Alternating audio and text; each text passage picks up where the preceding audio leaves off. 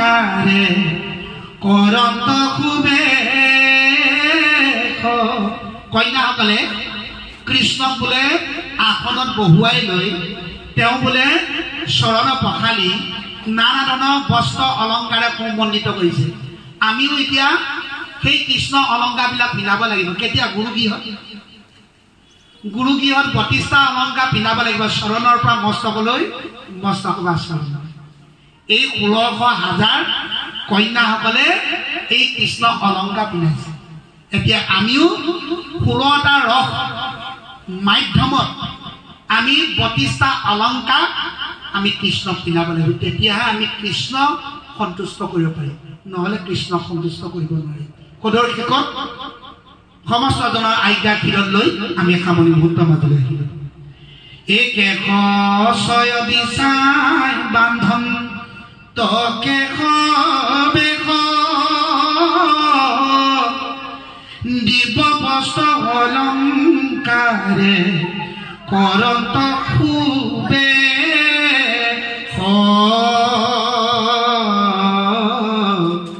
কৃষ্ণ হৰি ৰাম হৰি ৰাম ৰাম ৰাম ৰাম জয় ৰাম জয় নাৰায়ণ জয় কৃষ্ণ জয় জগৎগুৰু শ্ৰীমন্ত শংকৰ কৃষ্ণ হৰি ৰাম অপৰাধ বিনাশন তজ নাম নাৰায়ণ জানি নামে পখিলো শৰণে আনগতি নাহি মৰণে অপৰাধ ক্ষমা কৰি তুমি দয়াশীল হৰি মোক ৰক্ষা কৰি শৰণে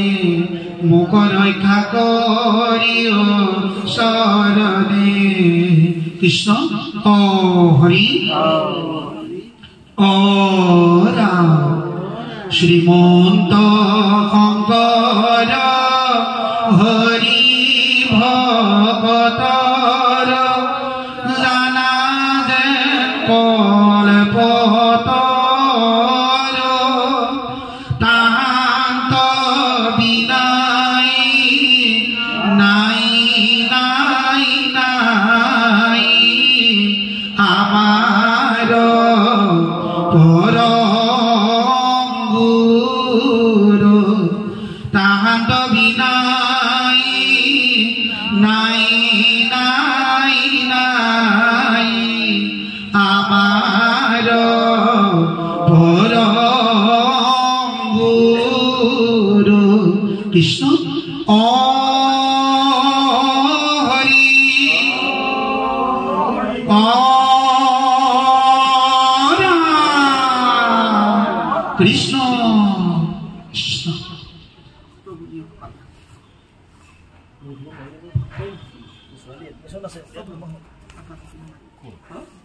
ইউনিয়ন বেংক আপুনি